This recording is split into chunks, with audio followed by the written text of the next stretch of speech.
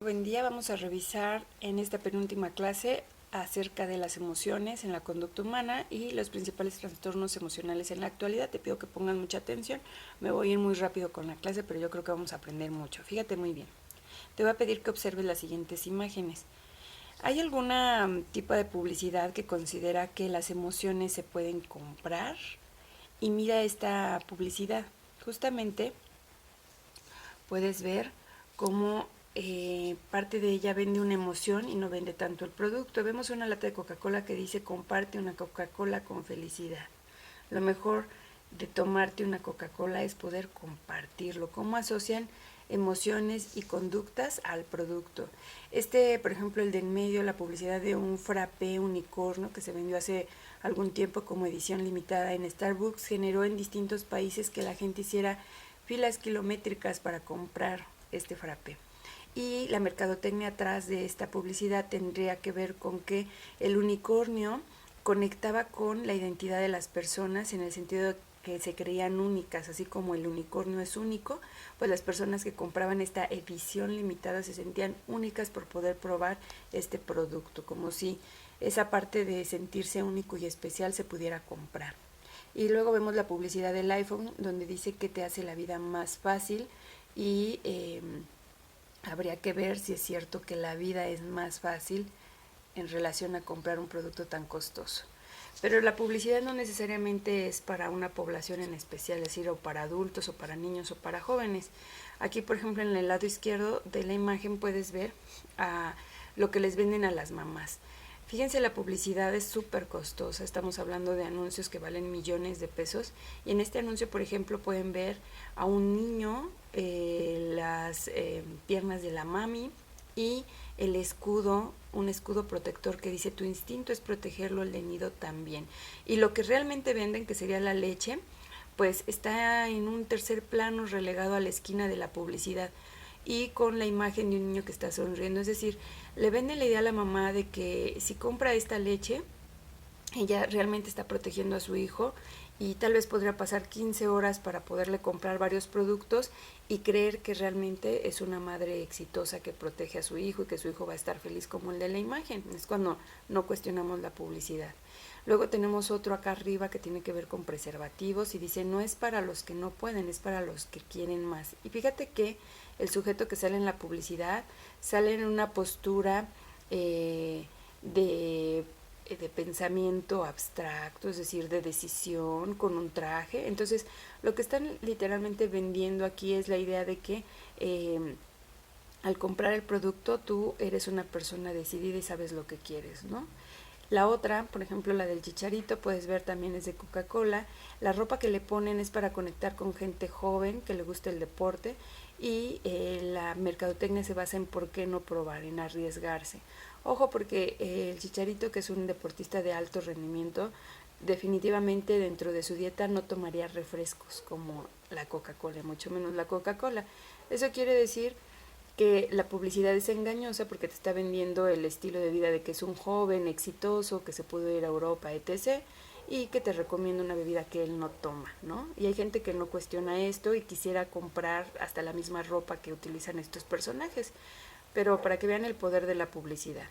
Y es que sí es bien importante saber cómo se originan y cómo se transmiten las emociones. Aquí en la publicidad parecería que las emociones se pueden crear y se pueden transmitir a partir de la mercadotecnia, ¿verdad? Bueno, vamos a revisar 3 teorías un poquito antiguas en relación a cómo se surgió esta teoría de las emociones para terminar analizando problemas mentales, es decir, trastornos que tienen que ver con el cerebro. Vamos a iniciar justamente con la teoría de James y Lange. Esta teoría surge en 1884 y ojo, lleva los apellidos de sus autores.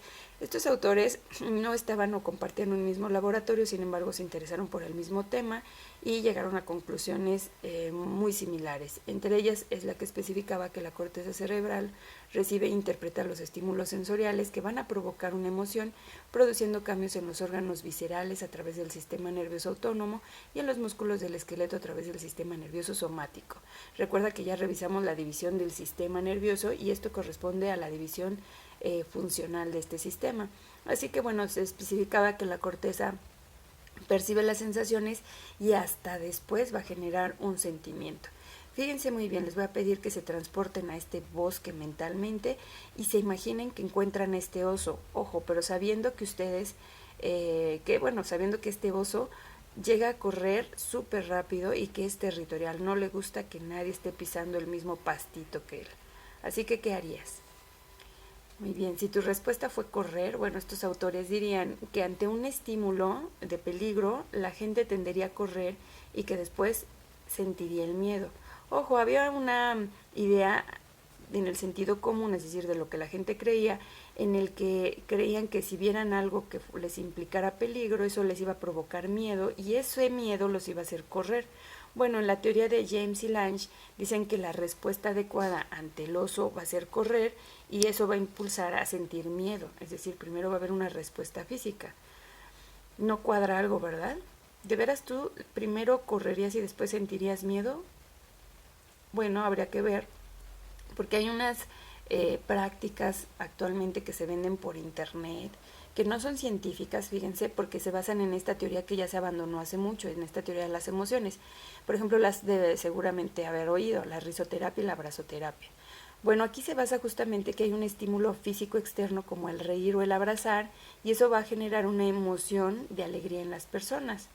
Es decir, así como veíamos en el ejemplo pasado que correr generaba miedo, bueno, aquí reír o abrazar va a generar alegría, según esta teoría.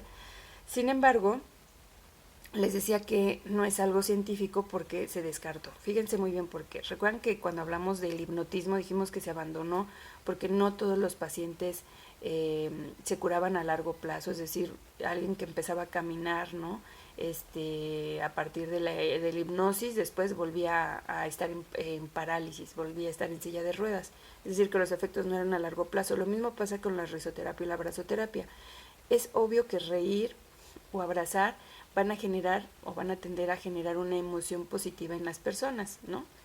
Pero eso no implica que siempre vayan a sentir esto, es decir, el efecto de la risoterapia y la abrazoterapia no serían a largo plazo. Es decir, yo tendría que estar en contacto con alguien que sea chistoso o me sonría para siempre sentirme alegre, ¿no? Sería dependiente de la risoterapia o de la abrazoterapia, cuando la alegría se puede sentir sin necesidad de que alguien nos sonría y sin necesidad de que alguien nos abrace. Entonces, ahí sí podríamos hablar de una terapia a largo plazo y una terapia científica, que no necesitamos un estímulo específico para sentirnos bien. Ok, entonces vamos a ver la segunda teoría. La teoría es por parte de Cannon y Barth. Ellos critican esta primera teoría que hablaba que la emoción se da hasta el último y ellos creen que las emociones van a ser reacciones psicofisiológicas, pero van a ser iguales y se van a dar a la par que la respuesta fisiológica. Pero fíjense, la primera dice psicofisiológica. Quiere decir, ellos cuando dicen que todas las emociones son iguales, ellos hablaban de unas emociones básicas. Dicen que, por ejemplo, en el miedo, en todas las, en todos los seres humanos, en todo el mundo, las personas tienden a tener las mismas reacciones. Por ejemplo, a querer huir de eso que les da miedo o a gritar, por ejemplo. Lo mismo que, por ejemplo, para otras emociones van a tener esta característica de repetir los mismos patrones. A eso ellos le llamaron emociones, ¿sale? Y ellos dicen que a la par que hay esta respuesta fisiológica, es decir, de nuestro organismo, a la par, al mismo tiempo se va a dar la emoción, no hasta el último, como decía la teoría anterior.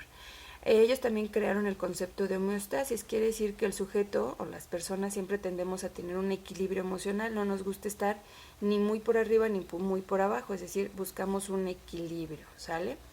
Y no buscar este equilibrio nos llevaría a una enfermedad. Por ejemplo, la gente que consume drogas porque quiere sentirse bien todo el tiempo, pues los llevarían a una adicción. O la gente que no se siente bien todo el tiempo, pues los llevaría hacia la depresión, que es un trastorno que vamos a ver ahorita.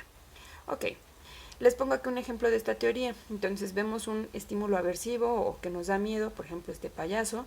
Después eso lo percibimos a nivel del sistema límbico, es decir, en nuestro cerebro, en nuestro encéfalo, y la respuesta física de querer huir o de gritar se va a dar al mismo tiempo que la emoción del miedo. Esto es lo que cambiaron en esta teoría, se dan al mismo tiempo. Luego viene una tercera teoría que es la de es Schachter y Singer, que agregan que hay una evaluación cognitiva de los estímulos externos. Es decir, aquí, aparte de la emoción, va a haber algo cognitivo, algo de un conocimiento previo o de una impresión abstracta acerca de la situación. Fíjense, las emociones van a ser producto de estímulos fisiológicos, pero también del pensamiento cognitivo. Ok, aquí te pongo un ejemplo. Está el ejemplo en el caso del COVID. Fíjense, alguien se va de concierto por ahí del mes de abril del 2020 al Vive Latino y de pronto el estímulo sería ver a alguien que le dicen que tiene más de 37.5 grados de temperatura, que dice que tiene dolores de cabeza muy intensos, muy fuertes, que se ve pues realmente que tiene una incapacidad para respirar bien, y entonces alguien dice de ahí, esta persona, este sujeto tiene COVID, ¿no? Y entonces la primera reacción que tendría el sujeto que observa esto sería una reacción fisiológica, es decir, su corazón empieza a latir, a tener una taquicardia, porque él se está imaginando ya que lo van a intubar, es decir, que como estuvo expuesto a alguien que tenía COVID, ya se ve en terapia intensiva y eso le produce muchísimo miedo y angustia. Entonces, en esta teoría, si se fijan, hubo una parte donde entró el conocimiento de algo, es decir, si yo sabía qué es el COVID y qué es lo que causa, por ejemplo, que te manda a terapia intensiva en el peor de los casos, bueno, justamente me estreso y pienso en eso. Por lo tanto, en esta teoría le darían mucho peso a esta parte que, repetíamos, es cognitiva. Recuerda, por ejemplo, también lo revisamos en una clase acerca de que los niños naturalmente no le tenían miedo a los ratones ni a los conejos en el conductismo, pero que después de hacer experimentos donde les ponían sonidos que eran feos para los niños, asociaban ese sonido feo con el ratón o el conejo y después ya huían, es decir, tenían miedo de estos animalitos. Por lo tanto, fue algo que conocieron, algo que se debió justamente al conocimiento, a un prejuicio acerca de estos animales. Entonces, en esta tercera teoría incluyen esta parte, la parte cognitiva, donde tenemos una cierta información que hace que dimensionemos el estímulo todavía mucho más grande, o puede ser también de menor dimensión. Aquí te pongo esta ruleta de las emociones. Tú ves al centro las emociones básicas, que sería la ira, el asco, la tristeza, la felicidad, la sorpresa y el miedo, y todo lo que se generaría a partir de esto, ¿no? La ira, ¿qué emociones y sentimientos generaría? Lo mismo que el asco, que la tristeza, que la felicidad, la sorpresa y el miedo. Ok. Y bueno, es importante que tú sepas que en la actualidad se habla ya del sistema límbico como la parte del cerebro, es decir, del encéfalo, que está relacionado con la producción de emociones, de sentimientos y también, obviamente, del control de estas mismas. Como ves, vemos el cuerpo calloso, el área septal, el tálamo, el hipotálamo, el hipocampo, la amígdala, el mesencéfalo, y a esto le llaman como un circuito emocional. Cada una de estas áreas interviene en las emociones, dándole un gran peso al hipocampo y a la amígdala para la memoria emocional y también para el control de las emociones. En algún tiempo se creyó justamente que el quitar una parte de este circuito límbico iba a tener un efecto en las emociones. Por eso te pongo esta imagen justamente de una película que ya te había recomendado, que se llama Atrapado sin salida. En esta película se trata de un sujeto que era un delincuente, se hace pasar por un enfermo mental, lo llevan a un psiquiátrico, pero él en las noches se escapaba del psiquiátrico y cometía fechorías y después regresaba a la mañana muy tranquilo y a gusto. Se sentía muy bien en una zona de confort porque pues la verdad podía hacer lo que quería. Sin embargo, actúa también de paciente médico, que los mismos médicos deciden practicar una lobotomía para quitarle lo violento y lo agresivo. Entonces, pues obviamente este sujeto le hacen esta cirugía, le quitan la amígdala, que la veíamos aquí en la diapositiva anterior, le quitan la amígdala y al quitarle la amígdala, el sujeto inmediatamente se transforma como en un zombie, es decir, ya no tiene respuestas emocionales, pero fíjense, ni de felicidad ni de agresividad. Entonces, bueno, este ejemplo también se basa en algo que practicaban por ahí de los 50, donde 50, 60, 70, donde pues todavía no se respetaba al ser humano, y a los pacientes, por ejemplo, que tenían esquizofrenia con algunas alucinaciones, pues en la medida que querían curarlos, pues les quitaban ciertas partes de la corteza o del cerebro o del sistema límbico para que pudieran estar, decían los médicos, mejor. Sin embargo, pues les quitaban la personalidad, eh, y esto se practicó por mucho tiempo, les decía, para enfermedades o también para criminales. Sin embargo, actualmente no se puede practicar, está prohibido, porque obviamente implica un detrimento en la calidad de los seres humanos. Así que bueno, aquí podemos concluir que a partir de esta historia, que la amígdala controla emociones básicas, que expresamos las emociones básicas de la misma manera. Ya sabes que si tienes miedo, lo que vas a querer es correr o gritar. Cuando procesamos la información tenemos expresiones distintas y eso le vamos a llamar sentimientos. Entonces va a haber una diferencia entre emoción y sentimiento. Aquí te lo pongo en este cuadrito. Dice, la emoción más la toma de conciencia va a ser igual a un sentimiento. Quiere decir que la emoción solamente es una reacción afectiva a un estímulo más o menos espontánea de duración corta y de gran intensidad. Es decir, una emoción no se va a quedar por siempre en ti. Por ejemplo, el rencor no sería una emoción. El rencor sería un sentimiento, porque generalmente las personas rencorosas no han olvidado alguna situación por la que pasaron. Fíjate muy bien, un sentimiento va a ser ese resultado de la toma de conciencia de cómo nos sentimos, de las sensaciones que estamos experimentando, y entre las diferencias podrías encontrar que en la emoción es innata, es decir, que nacemos con ella, con esa respuesta de huida, por ejemplo, o esa respuesta de amor o respuesta de felicidad. Es espontánea, tiende a ser intensa, se produce en el sistema límbico, es observable externamente, tiene una corta duración, no nos va a durar mucho tiempo, yo diría que es una de las principales diferencias. Está orientada a la acción y pertenece al cuerpo, ¿sale? Mientras que en el sentimiento requiere de la conciencia, acuérdate, lo cognitivo, surge lenta y progresivamente. Por ejemplo, enamorarse, hay gente que podría decir, pues para enamorarme me llevé una semana, 2 semanas, 3 meses o un año, ¿no? Se origina en el cerebro racional, en el neocórtex, puede no observarse, suele ser de larga duración, y el resultado de la acción es resultado de una acción y pertenece a la mente. Fíjense muy bien, porque lo vamos a ligar a la depresión también, ¿sale? Entonces, justamente puede no notarse. Hay gente que diría, yo nunca noté que estaba deprimido, porque no lo expresaba como el miedo o como la alegría que salen instantáneamente de nosotros. Ok, ahora entonces vamos a entrar al tema de los trastornos emocionales en la actualidad, que está la ansiedad, el estrés y la depresión.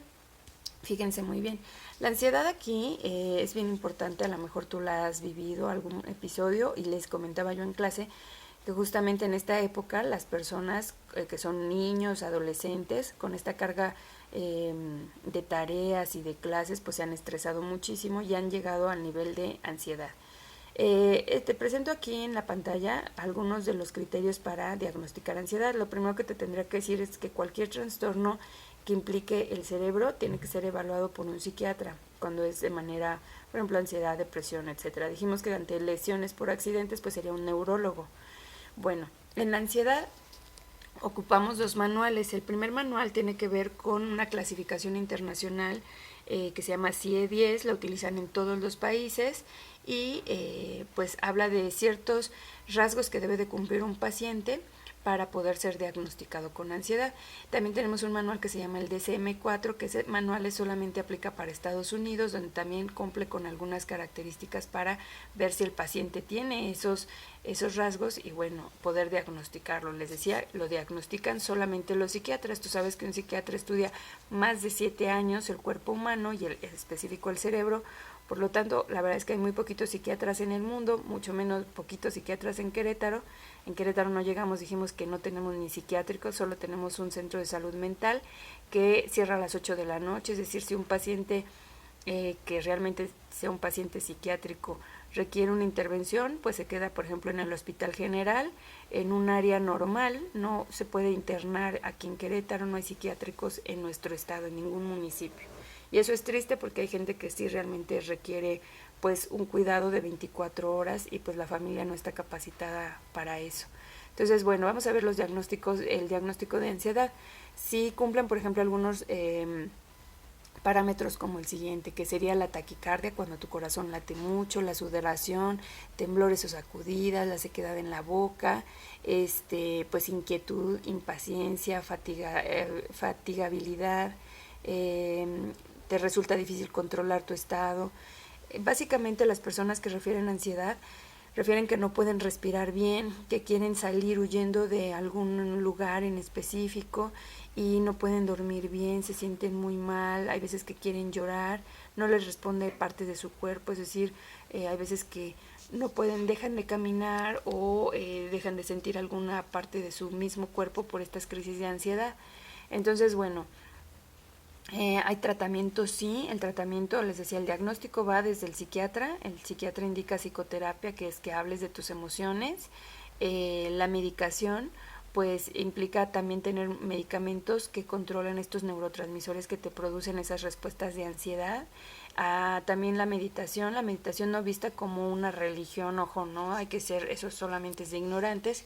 La meditación tiene que ver como la práctica de un deporte, así como si practicara soccer o fútbol americano o natación. Bueno, la meditación, lo único en lo que sí son tremendamente expertos es en el control de la respiración, y acuérdense que cuando alguien tiene ansiedad, lo primero que presenta es esta incapacidad de respirar porque está como con mucha agitación, y es lo que les preocupa de hecho mucho, como desconectarse o morir, sienten que se van a morir.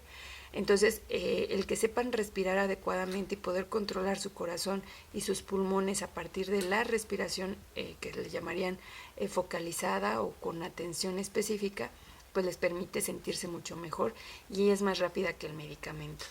Y también, bueno, se relaciona también a tener actividades físicas. Por ejemplo, en la actualidad, les decía, como estudiantes te recomendamos, para no crear o caer en crisis de ansiedad, es justamente el de tener un horario específico para tus labores escolares, no extenderte hasta la 1 o 2 de la mañana haciendo tareas o revisando clases. Tener tu horario específico, practicar ejercicio, hacer algo de desgaste físico, que no te quedes solamente sentado todo el tiempo o en un solo lugar. Poder también convivir, platicar, socializar, eso te lleva, y puede ser por internet ahora en estos tiempos. El hecho de comer y alimentarse mucho mejor también genera mejores respuestas a no sentir una ansiedad, ¿no? Bueno, vamos a hablar del estrés postraumático. El estrés postraumático es un fenómeno que justamente se da a partir de un evento. Algunos de los síntomas pueden ser dificultad para conciliar o mantener el sueño, estar irritable o tener ataques de ira, dificultades para concentrarse, hipervigilancia, sentirse observado y también observar todos los detalles en lo demás, tener respuestas exageradas de sobresalto. Generalmente las respuestas se dan como detonador a algo que nos generó ese trauma o esa impresión fuerte en nuestras emociones. Entonces, por ejemplo, si vemos un accidente, pues nosotros tal vez siempre relacionaremos esa moto o ese camión o ese carro con referencia a decir siempre, es decir, en los días subsiguientes, ¿sale? Puede ser parte del estrés postraumático. Esto se estudió mucho, por ejemplo, con los héroes de guerra o los soldados que regresaban de la guerra, que justamente presentaban incapacidad para poder dormir, tenían ataques de ira, etcétera. Y bueno, esta parte del estrés postraumático se trata con distintas terapias. Te voy a mostrar aquí dos imágenes hablando justamente del mapeo cerebral y de cómo funciona el cerebro. Te muestro dos imágenes. El primero, que está en la parte de abajo, en la parte izquierda, es justamente el cerebro de dos niños de 3 años. Si notas, los cerebros tienen diferencias en tamaño y también en el desarrollo de las estructuras corticales o del cerebro. Fíjate muy bien. Este de 3 años es un niño que no fue expuesto a violencia, tuvo un desarrollo normal. Sin embargo, el otro niño de 3 años, este es el cerebro de un niño expuesto a violencia continua, a abuso. Entonces, puedes notar que sí, efectivamente, las hormonas que se segregan como respuesta de huida o ante la violencia o ante situaciones hostiles, igual que los neurotransmisores, sí modifican la estructura de nuestro cerebro, y quiere decir que estos sujetos no van a poder tener las funciones iguales que otros, no van a poder pensar, ejecutar, actuar, ni vivir igual que otros por una condición del contexto ambiental donde están. Acá arriba te muestro una imagen funcional. Recuerda, los colores tienen que ver con cómo se lleva el funcionamiento en ciertas áreas. El primero a la izquierda es justamente un cerebro sano, mientras que por acá a la derecha vemos, justamente ve las partes donde ni siquiera hay un color, es decir, ahí no está funcionando esas áreas del cerebro.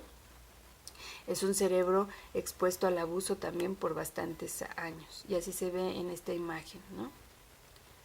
Ok, el tratamiento. El tratamiento pues implica psicoterapia. Es importante que tú sepas que en la psicoterapia, como puedes ver en esta imagen, hay veces que llegamos con un nudo de cosas, y el psicoterapeuta nos va empezando a partir de preguntas, no necesariamente consejos, a partir de preguntas, va permitiendo que encontremos, identifiquemos un orden y podamos tomar decisiones y nos sintamos mejor.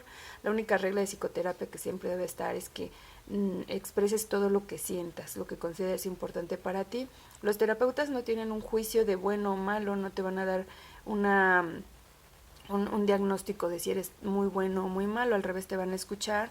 Son personas que se prepararon mínimo 5 años para poder brindarte esta escucha, y como menor de edad, por ejemplo, ellos guardan tu confidencialidad, es decir, a pesar de que tengas menos de 18 años, en algunos de estos casos, pueden, ellos no tendrían que dar ni informes ni adultos ni a nadie más, es decir, lo que tú le platicas es solo para ellos.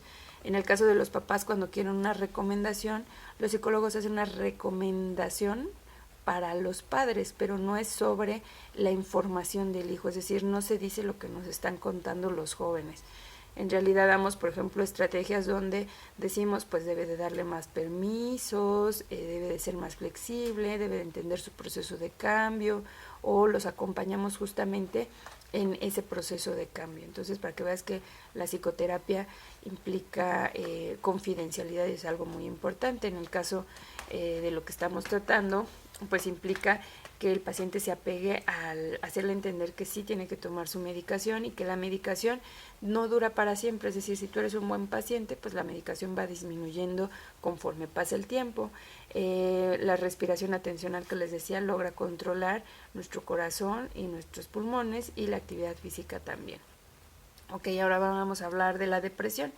Les pido que vean esta imagen que parece literalmente como un túnel. Es justamente lo que siente una persona deprimida, es decir, sí ve una solución, pero la ve muy lejana y siente que no va a salir de ahí, por eso toma las peores decisiones, ¿no? Influidos por esta situación de depresión.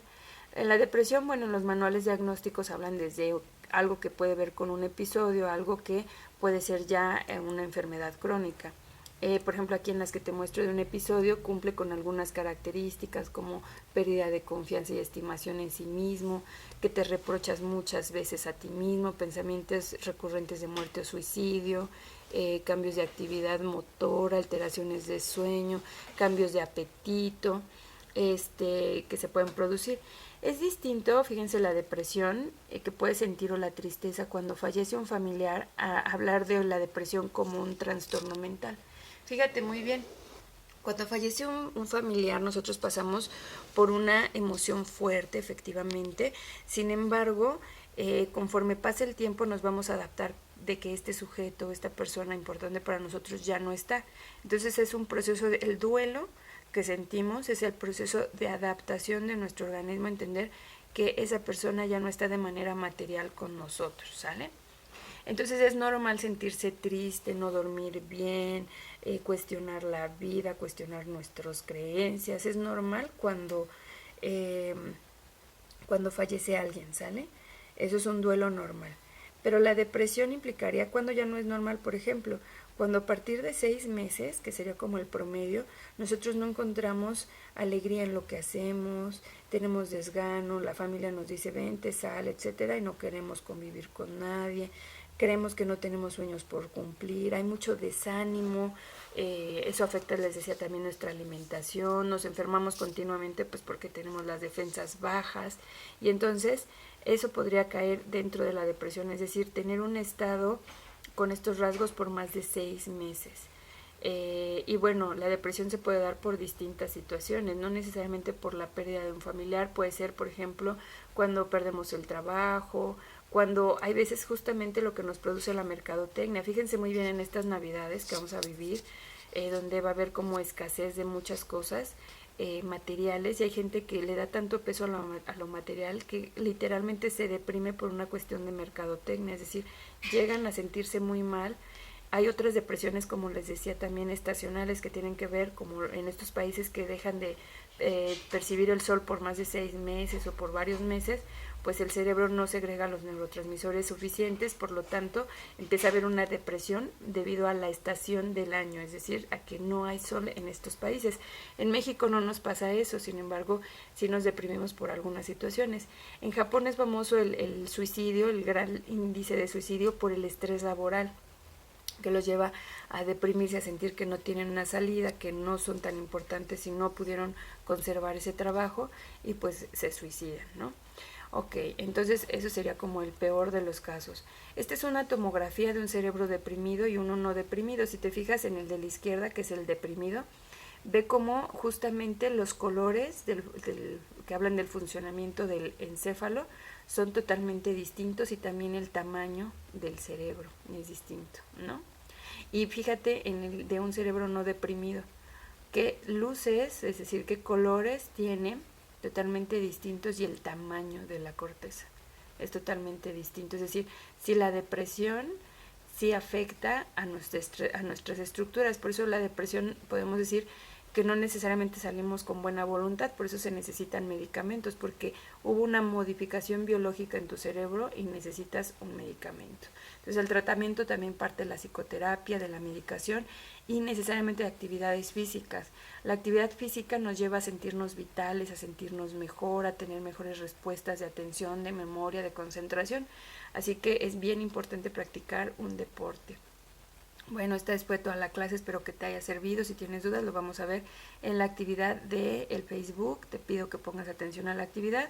Contará como 3 asistencias. Y bueno, acuérdate que puedes ganar participaciones si no te fue tan bien en los trabajos previos, ¿sale? Te mando un gran saludo y nos vemos por aquí.